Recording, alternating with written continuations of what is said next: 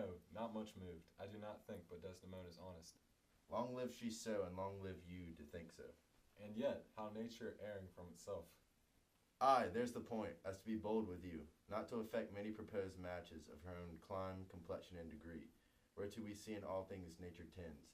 Foe, one may smell in such a will most rank, foul disproportioned thoughts unnatural, but pardon me, I do not in position distinctly speak of her, though I may fear her will, recoiling into her better judgment, may fall to match with you in her country forms, and happily repent. Farewell, farewell. If more thou dost perceive, let me know more. Set on thy wife to observe. Leave me, Iago. My lord, I take my leave. Why did I marry? This honest creature, doubtless, sees and knows more, much more, than he unfolds. My lord, I would I might entreat your honor to scan this thing no further, to leave it to time, though it may be fit that Cassio have his place, for sure he fills it up with great ability. Yet if you shall please hold him off a while, you shall by that perceive him and his means. Note that if your lady strain his entertainment with any strong or vehement importunity, much will be seen in that. In the meantime, let me be brought to pity in my fears, as worthy cause I have to fear I am, and hold her free, I do beseech your honor. Fear not my government. I once more take my leave. This fellow is of exceeding honesty, and knows all qualities, with a learned spirit of human dealings. If I do prove her haggard, though that her jesses were my dear heartstrings, I'll whistle her off, and let her down the wind, to pray at fortune. Haply, for I am black, and have not those soft parts of conversation that chambers have, or for I am declined into the vale of years, yet that's not much. She's gone, I am abused, and my relief must be to loathe her. O curse of marriage, that we can call these delicate creatures ours, and not their appetites. I'd rather be a toad, and live upon the vapor of a dungeon, than keep a corner in the thing I love for others' uses. Yet 'tis the plague of great ones. Prerogatived are they less than the base. 'Tis destiny unshunnable, like death. Even then this forked plague is fated to us, when we do quicken. Desdemona comes. If she be false, oh, then heaven mocks itself. I'll not believe it. How now, my dear Othello? Your dinner and the generous islanders, by your invited, do attend your presence. I am to blame. Why do you speak so faintly? Are you not well? I have a pain upon my forehead here. Faith, that's with watching. Twill it away again. Let me but bind it hard. Within this hour it will be done. Your napkin is too little. Let alone, come, I'll go in with you. I am very sorry that you are not well.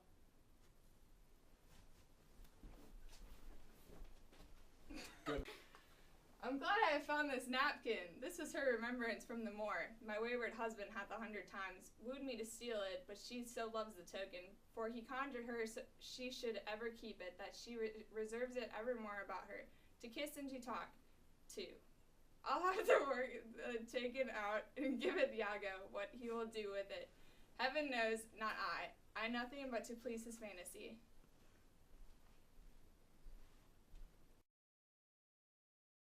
How now? What do you here alone? Do not you chide, I have a thing for you. A thing for me? Is it a common thing? Ha! To have a foolish wife. Oh, is that all? What will you give me now for the same handkerchief? What handkerchief? What handkerchief? Why, that the Moor first gave to Desdemona, that which so often you did bid me steal. Hast stolen it from her? No, faith, she let it drop by negligence, and to the advantage I, being here, took it up. Look here, it is. A good wrench gave it me. What will you do with it, that you have been so earnest to have me filch it? Why, what's it to you? If it be not for some purpose of import, give it me again. Poor lady shall run mad when she shall lack it.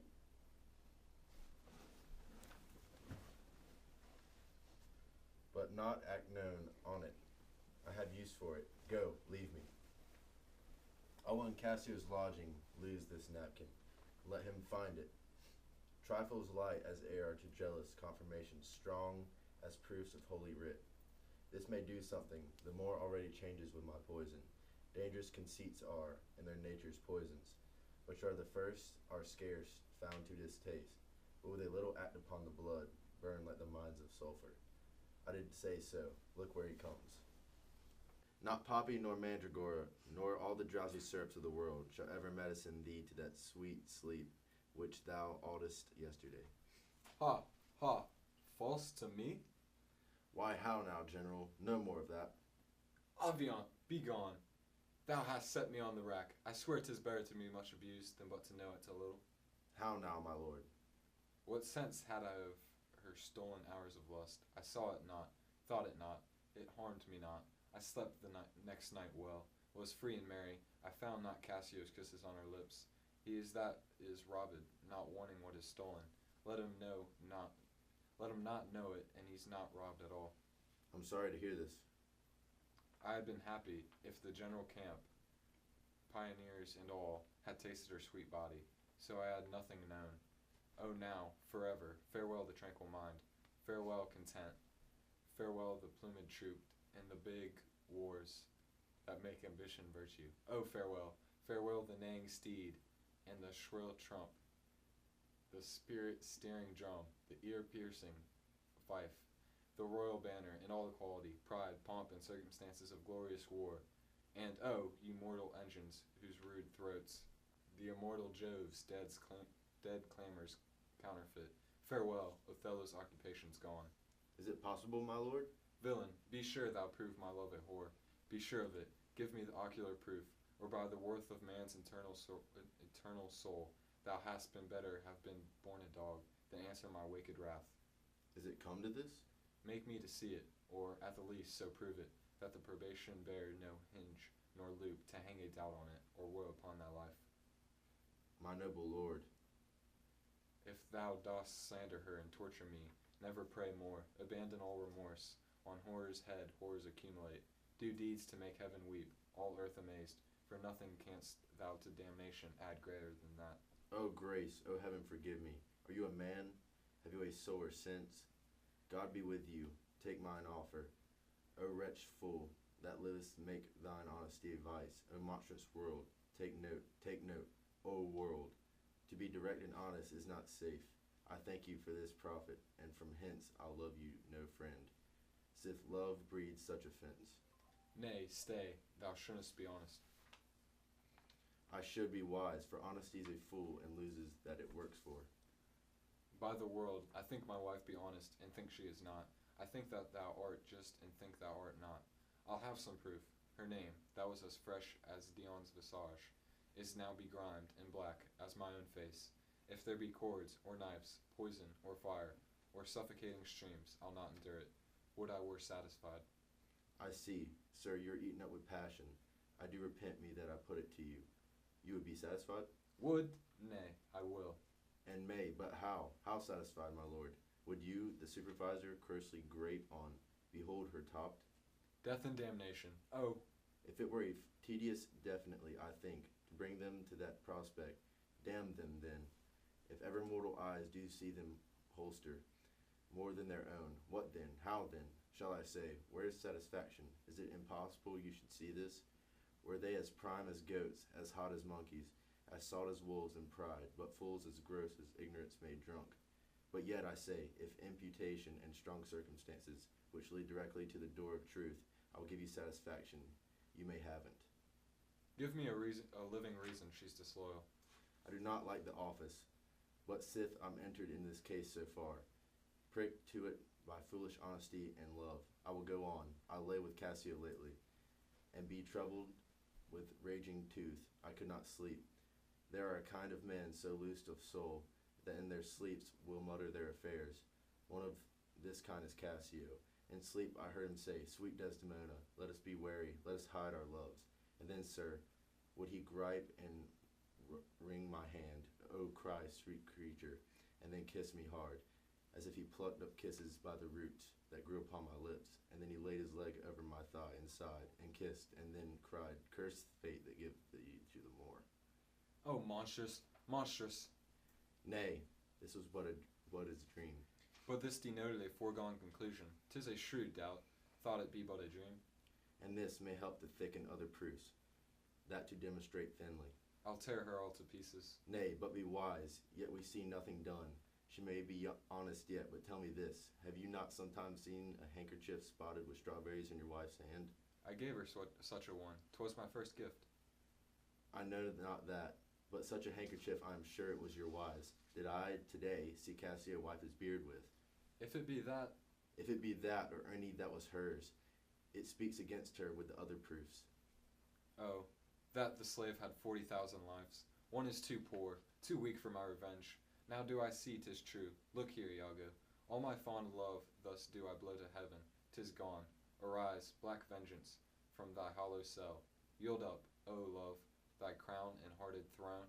To tyrannous hate swell bosom with thy fraught, for 'tis of aspics tongues. Yet be content. Oh, blood, blood, blood. Patience, I say, your mind perhaps may change. Never, Iago, like to the Pontic sea, whose icy current and compulsive course never feels retiring ebb, but keeps due on to the Propontic in the Hellespont. Even so my bloody thoughts, with violent pace, shall never look back, never ebb to humble, till that a capable and wide revenge swallow them up. Now, by yond marble heaves heaven. I do not rise yet.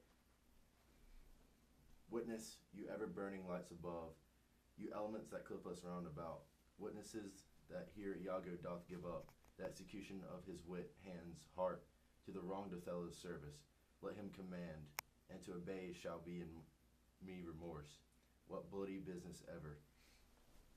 I greet thy love, not with vain thanks, but with acceptance bounteous, and will upon the instant put thee to it. Within these 3 days let me hear thee say that Cassio is not alive. My friend is dead, 'tis done at your request, but let her live. Damn her, lewd minx, oh damn her.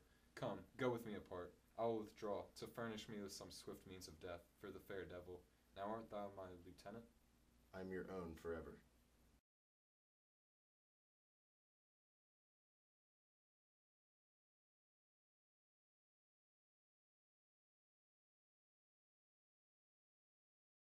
Handkerchief. Why that? Why? Why that? What handkerchief? What do you want? We should do a bloopers part. We should.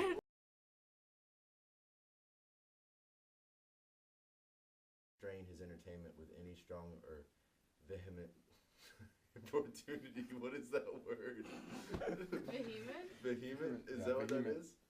What is that?